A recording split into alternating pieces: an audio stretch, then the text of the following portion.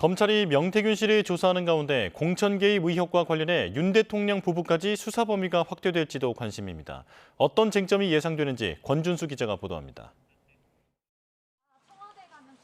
명태균 씨가 지난 대선에서 윤석열 당시 후보를 위해 여론조사를 조작했다는 의혹과 관련해 검찰은 여론조사가 공표되진 않았지만 선거 과정에 영향을 줬다면 공직선거법 위반일 수 있다고 보고 조사하고 있습니다. 다만 선거법 위반은 공소시효가 6개월이라 명 씨를 처벌하기는 어려울 거란 분석이 나옵니다.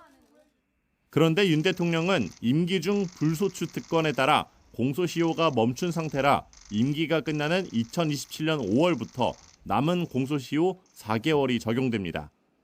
이에 따라 임기 이후 수사가 가능할 수 있다는 전망도 있습니다. 범죄 혐의가 있다고 밝혀질 경우에 대통령 퇴직 이후부터 공소시효가 진행됩니다.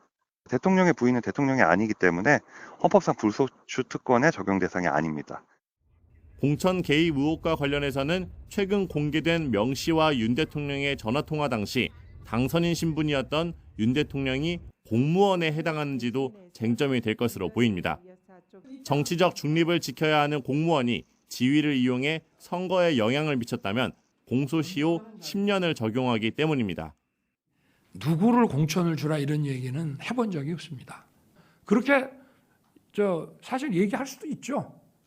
그게 무슨 외압이 아닌 의견을 얘기하는 거지만 그러나 과거에도 대통령 얘기한다고 되는 것도 아니고. 명 씨가 윤 대통령 후보 시절 진행한 여론조사 비용 3억 7,520만 원을 불법 기부로 볼 수 있는지도 중요합니다. 공소시효가 7년인 정치자금법 위반 혐의가 적용되기 때문입니다.